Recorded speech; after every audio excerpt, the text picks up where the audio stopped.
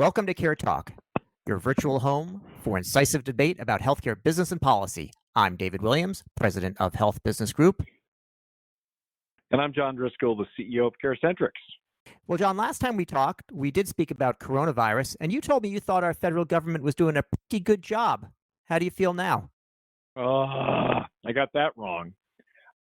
I do think that we've got some fantastic people in the federal government like Tony Fauci. And as we've talked about offline, if Tony's talking, everyone should be listening.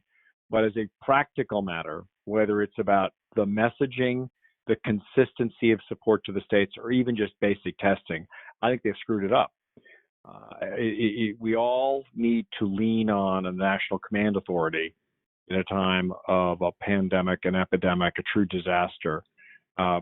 We needed to lean on something and we got nothing. We're seeing a lot of great leadership at the state level, but I think the feds are late in an epidemic that has dire consequences for some of those who are really suffering. But hopefully they'll get their act together now. But they're not. They've certainly up until now screwed it up. John, to be fair to you, I think at the time what they had done was to put in early restrictions on travel from China, and I think that was right, but there's been a lot of dropping the ball since then. It's a real scandal on the tests. For example, our neighbor to the north in Canada has done many more tests than we have in the U.S., even though they've got 1/10 of the population. They learned from the SARS epidemic back in 2003. They got their act together to get tests going. I think it's been very unhelpful for the government to call this a foreign virus and to cast it, in the typical kind of xenophobic light. And we need to avoid the fate of Italy and hopefully become more like South Korea. So I'm not hopeless, but we have not done a good job, and now it's time to make up for lost time. Well, I think the reality is there's always hope. I mean, all pandemics eventually burn out. They either are contained early, they're mitigated and controlled, or they burn out. And it's the difference between, and when they burn out, that's an elliptical way of saying a lot more people suffer and in some cases die. And so the goal of the National Command Authority, the federal government, is to make sure that we can mitigate and control something that's so wildly communicable as something that's embedded in the flu virus. And there's no question. If you look at Australia, Singapore, Taiwan, even South Korea, where they've had a significant problem, all of them are doing a better job. Canada, El Salvador, than we are. And it's not that hard. You need to be clear. You need to move early, decisively. I mean, El Salvador moved to social distancing and social controls without any confirmed cases. These are predictable errors. But just to be clear, we do have the ability to contain and control it. And as a healthcare system, we have the ability to actually care for a lot of people. So I think that the most important thing is to have a plan and execute it based on the facts right now. So, John, you said before that you're always somewhat hopeful. So what are the specific things that give you hope at the moment? I see a lot of leadership at a state level, whether it's people being creative like Gavin Newsom at the governor of California, looking at combining the solving a supply chain problem by matching the weaknesses and strengths of different hospital systems to match the equipment so they can kind of fundamentally get the testing right from the California out. Whether it's Larry Hogan in Maryland leaning on Johns Hopkins and a number of the NIH, University of Maryland Health System to get the best out of his system. Our own state governor Ned Lamont putting together a broad coalition of public and private resources to solve the problems from the bottom up. I think that the state leaders are doing a lot of the right things. I think that while it's late, the federal government is in the market buying respirators. Hospitals and doctors and physician organizations are thinking more aggressively about moving more resources in different ways to protect all of those folks who do get sick in their own area from the other folks so that there's no cross-contamination. I know at CareCentrix we're working hard to come up with creative ways to turn more of our services virtual so that we can get more out of the home health resources and the doctors and nurses we have in the field, and to create flex capacity so that less of a burden is on the hospitals and nursing homes, which will be, some of them will be stressed and stretched, and also make sure that by getting and supporting patients, getting them out of hospitals and nursing homes and keeping them out, we protect them from being at a very vulnerable point from being infected. So I think there's a lot of creative things happening on the private sector, and you're seeing other aspects, other government leaders really lean in and be creative. John, one of the things that makes me hopeful is I had an idea to connect a company that does diagnosis through smartphone, and I called a major academic medical center and found out that they've actually taken all of their IRB, all their institutional review board capacity, and put it on focus on COVID-19 because they have so many people calling them with ideas for a diagnosis and treatment that it's just really focusing the mind of the whole world on this right at the moment. And things do take a long while. I think one of the good things is that it's struck other countries which can actually move even very fast. If you think about Israel, which is under a lockdown at the moment, think about how quickly they come up with the Iron Dome solution for missiles, and maybe they're going to come up with some ideas if we don't do it here in the U.S. So that makes me hopeful. I also think that there's some positive lessons that may come out of this. One thing that is clear when you see the social distancing is that it's obvious that we're all in this together. And the kind of the notion that the country's divided and there's winners and losers. Anybody could infect anybody else, and so I think needing to pull together is something that I hope that will come out of this and have a broader realization about what really makes America great is actually when we all pull together for social good. Well, you're combining two really important things. One is we are great as an America in a crisis at taking care of each other, leaning in and supporting. That's terrific. That will happen with or without leadership. And there's been precious little of we're all in this together leadership from the narcissist in chief. But I think the other really important point that's missed by people who don't look at healthcare every day is that when we don't provide affordable coverage to everyone, and we don't pay employees enough to have a livable wage, and we don't provide paid sick leave, we're creating a test bed for viral contamination. Because as a species, either we are differentially healthy if all of us have access to health care, can afford to eat decent meals, and can take care of our families. And when that's not the case, it actually undermines this notion of herd immunity, which is when you've got enough people with the defenses, with the correct antibodies to prevent this kind of a viral outbreak. We basically, the political decisions that have been made to isolate and undermine the poor and working class from having access to paid sick leave and affordable health care are going to directly lead, I think, to cross-contamination and infection.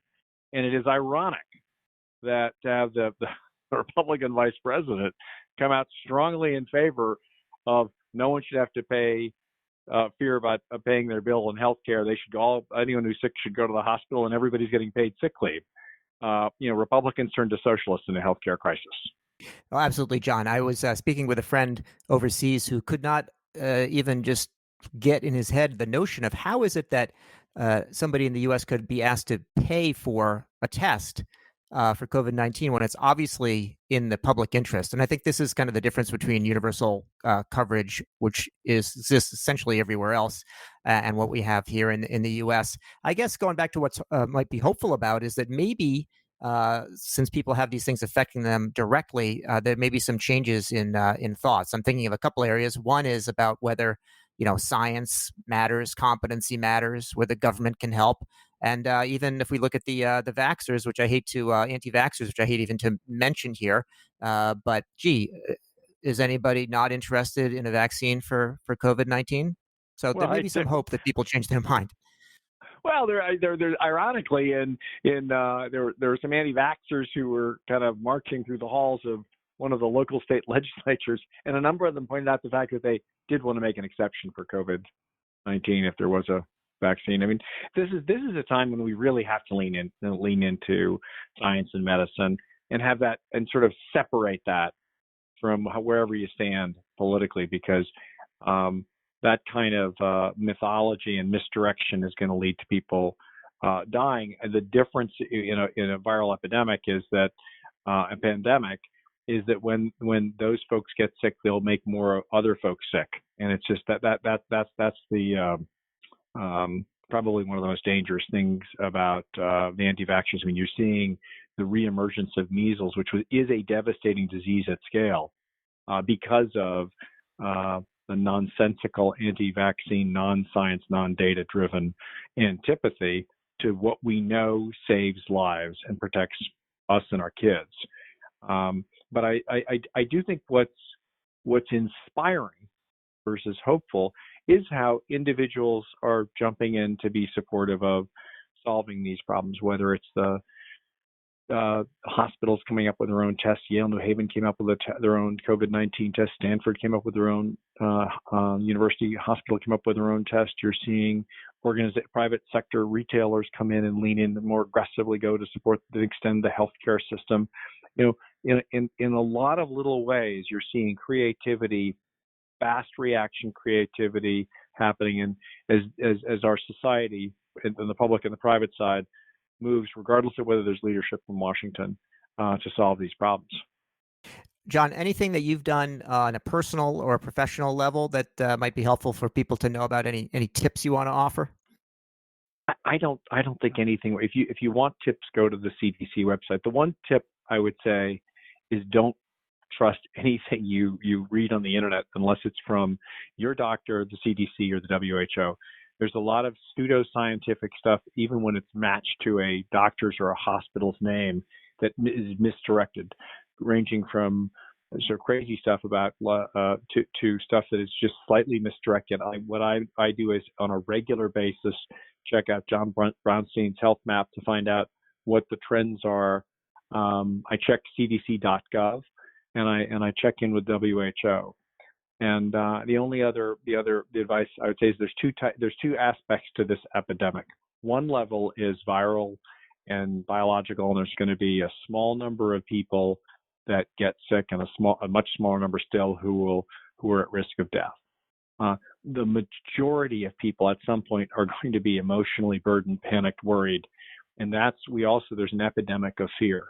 And the whole notion of keeping calm and carrying on and trying to come up with creative ways to protect and support your family. This is a time for compassion and kindness and calm.